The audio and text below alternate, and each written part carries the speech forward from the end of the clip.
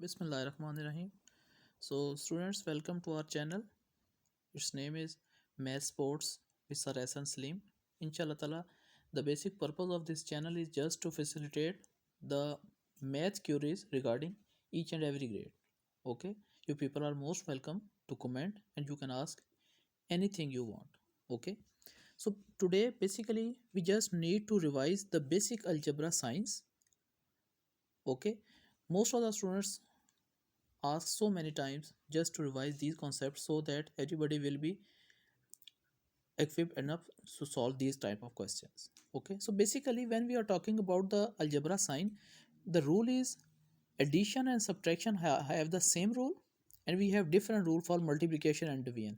Most of the time the students feel it a difficulty because they mix up these two things. We always have to keep these addition subtraction aside and multiplication and division aside. So first of all, we just let us consider to explain the basic regarding the addition and subtraction rules.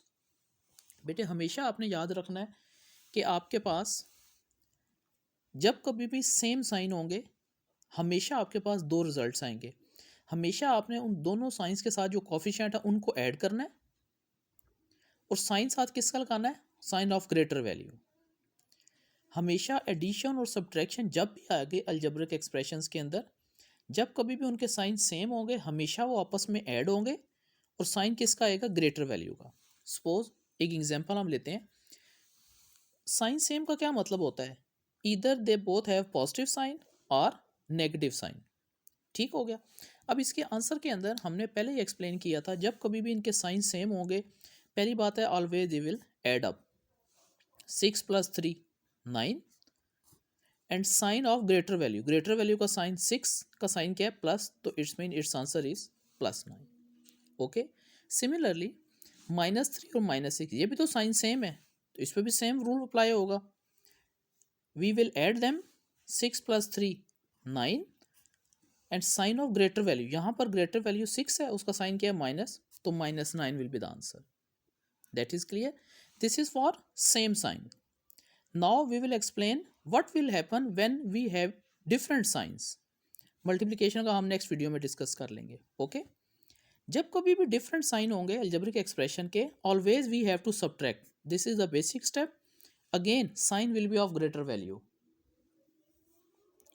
अब sign जब भी different होंगे इसका मतलब है या पहली value का साइन प्लस है तो दूसरी का नेगेटिव है तभी डिफरेंट होंगे, या दूसरी का नेगेटिव है तो फर्स्ट का नेगेटिव है तो दूसरे का पॉजिटिव है.